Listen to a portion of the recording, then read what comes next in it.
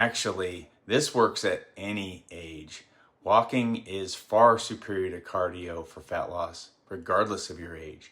But if you're over 40, we tend to have busy lives and cannot waste time doing intense cardio when we can just integrate walking into our daily lives.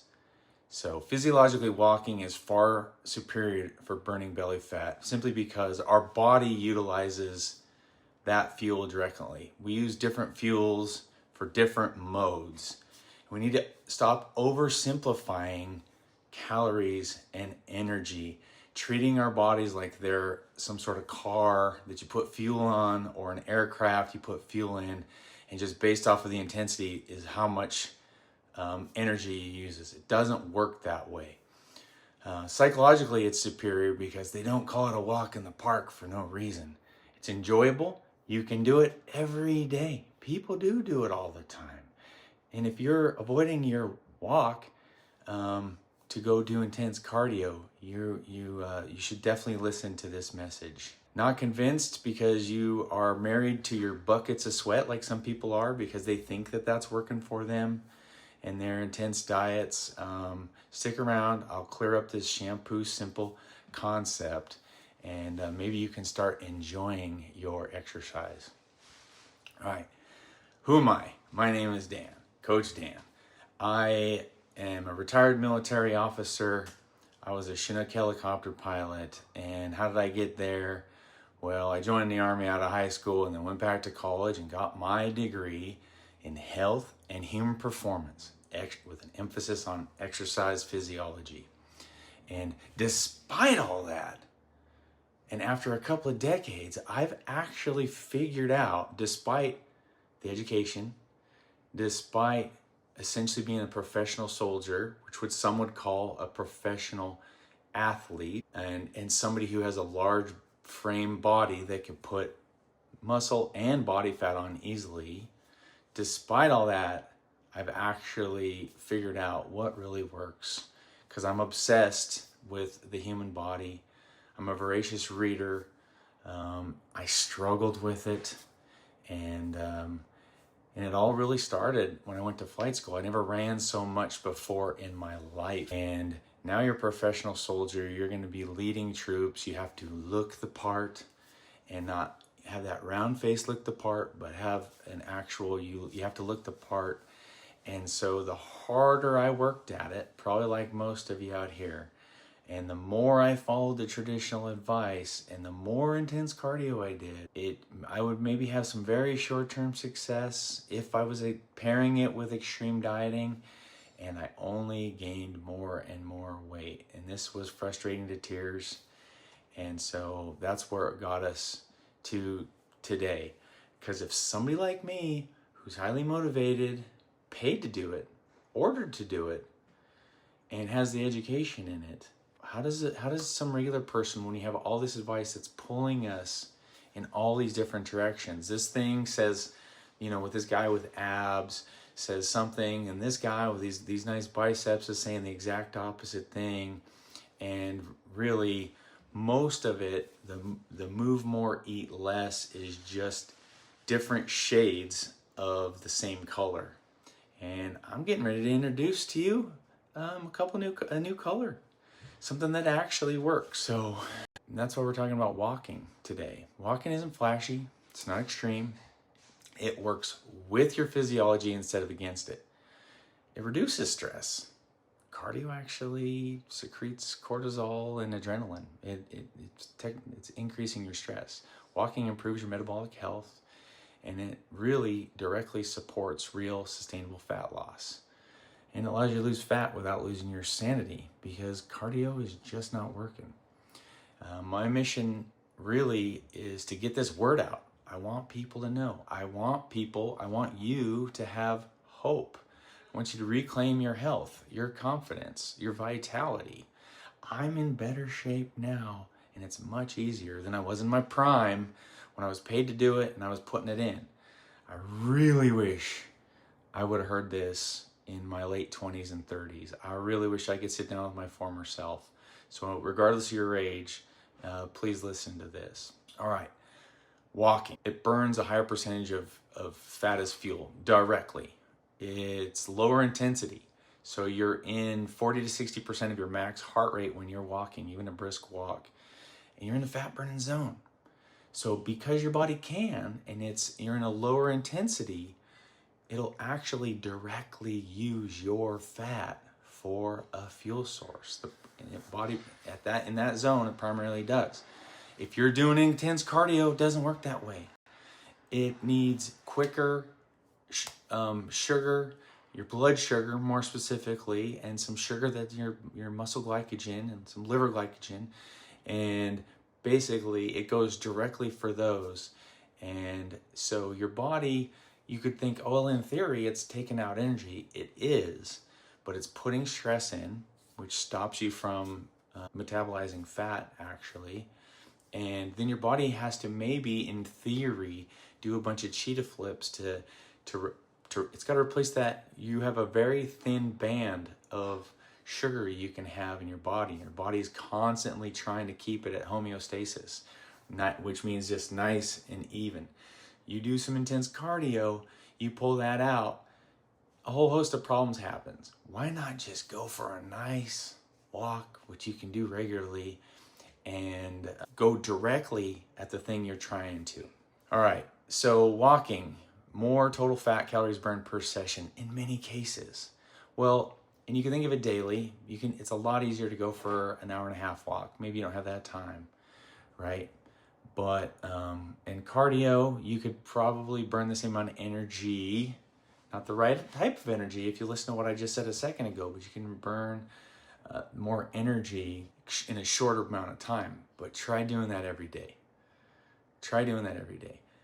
Let me ask you this. If I was to say, hey, and I've talked to people about this, I want you to run 3 miles 4 days a week for the next year. You'd have to force yourself to do it. You'd be suffering to do it in many cases. Now there's some people that are doing it now, but their goals are not fat loss. I'm not against cardio and running, depending on what your goals are. But if your goals are fat loss, you need to do something enjoyable that's more sustainable. And this blew me away. You need to hear this. This blew me away, and I learned this actually even in college, that you burn the same amount of calories walking a mile as you do running a mile. Same exact energy. There's an inverse relationship between intensity and time as far as the actual calories that are burned. But it's the type of fuel and how sustainable is it. And if you got a couple of dogs like I do, Rosie and Daisy, they're going to enjoy it too and you can do it every day, as opposed to that person that's trying to run 4 days a week, 5 days a week. You literally could walk 3 miles because it's low impact. It's not going to hurt your joints. So here's another reason: less cortisol and stress hormone spike.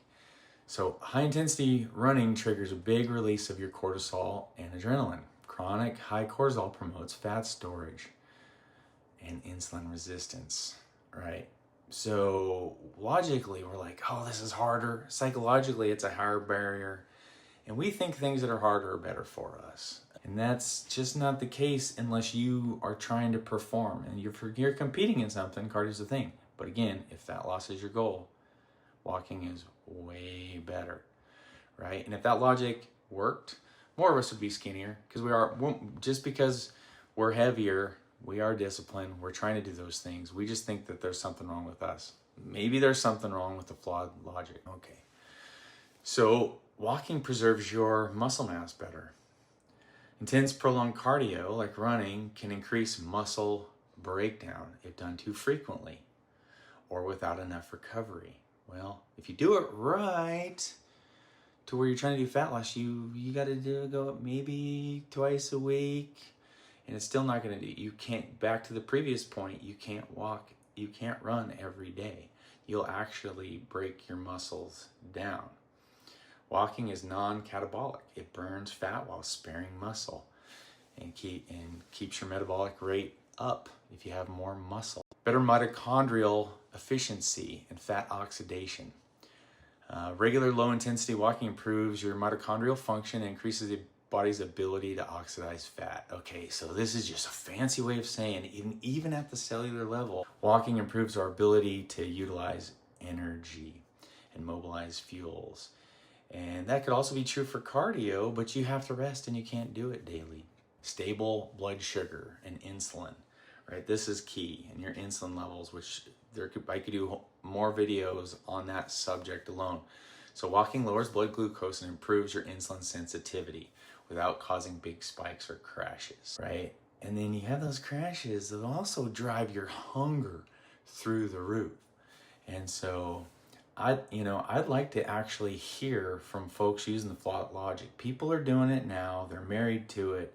They're afraid to not do it. And in fact, I met a lady yesterday who she lost 100 pounds. She was a realtor. I was at an open house, and she looked great. She did a great job. I loved her story. You know, like most of us, she was frustrated. But she told me she does do cardio. And I do not think, based off of talking to her, that she's actually at the goal she wants to.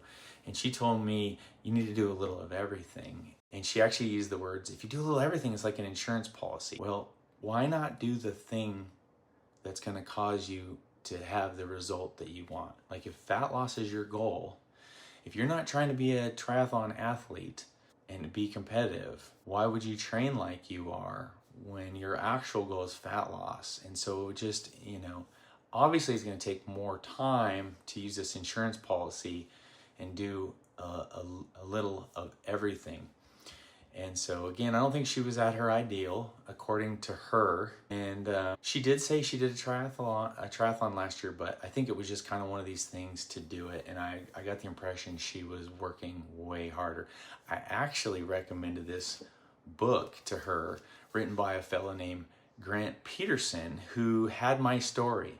So if you're really interested, there's a book called Eat Bacon, Don't Jog. And it actually is Get Strong, Get Lean, No Bullshit. And this is the information in this is gold. I don't even think this is in print anymore. You can get digital copies. I don't know Grant Peterson. I would love to meet Grant Peterson and talk to him about it, because his story is my story. He did all the low fat, high intense stuff. It was tearing up his stuff. And once he figured it out, it's like, eat bacon, don't jog, right? So he obviously was high fat, lower carb, and now he's thriving. And so am I. So physiologically, walking uses a higher percentage of fat as fuel. Bam, directly. It lets you burn more fat overall because you can go longer, either in a session or more regularly. Doesn't spike your cortisol and stress hormones, preserves your muscle, improves your body fat's burning machinery at the cellular level, and it keeps your blood sugar and insulin stable. And then your hunger is associated with that. Boost your total daily caloric burn without crashing. It's tied right into that too. So the psychological benefits is it's a walk in the park, lower perceived effort. It's not like this barrier to do, much higher enjoyment, and so you're going to be way more consistent. And your dogs like Rosie and Daisy are going to love it as well. It usually feels light and natural. Intense cardio feels painful, exhausting, punishing. And people actually do more walking more often. And there's mental health gains that can be had from that. Much lower risk of burnout and exercise aversion or damage to your body. Hard cardio creates stress, heavy breathing, lactic acid, exhaustion. Many people associate that with punishment. Walking rarely triggers the I hate this feeling, right? Better mood, lift without a crash. Walking intense cardio release endorphins and serotonin, but intense sessions often lead to post-exercise crash, fatigue, irritability, low energy. And walking just provides steady, gentle mood boost that lasts. No big high followed by a drop. Higher long-term adherence, and that is a big cumulative psychological benefit, that consistency. Walkers get far more total psychological benefit over time. Lower anxiety, depression scores, better stress resilience, improved self-esteem, just simply because they keep doing it. And there's not just physiological and psychological, there's sociological reasons, cultural reasons. And I won't get into that, but needless to say, it's a great way to bond with people. And your four-legged friends will love you for it, as I've said. You know, you might even save you on your vet bill, because our dogs are starting to get diabetes in the Western world. They're getting our diseases. I've never heard of a wolf getting diabetes, and it's exactly the same genetics. And so you can apply some of that same logic. Thank you for listening. I'm on a mission to dispel rumors and help reduce the anxiety. Fitness isn't hard if you know what to do. Fat loss isn't hard if you know what to do. And in fact, if you understand how to approach it, it could be simple and very enjoyable and a walk in the park. Thanks to Grant Peterson, Eat Bacon, Don't Jog. And this is just one of many books, but this one's just more like a little handbook. It tells you some really good things in here. Like there's things in here about what's the nutritional need for carbs, that macro in your body. It talks about coconuts being proof of a deity, which I thought was kind of cool. He talked about fasting in here, but he doesn't do traditional fast. He has some stuff in here. This is a great handbook. So if you have anything to add to it, please comment below. If you're married to your cardio and you have a good counter argument to this, I would love to hear about that as well. So, or reach out to me. I love helping people. And if there's a question about anything else, put it in the comments, and I promise you I'll read it and address it, because I am a nerd about this, and I want people to feel vibrant and have the hope. I want you at least to have hope that you can fix yourself. It is possible.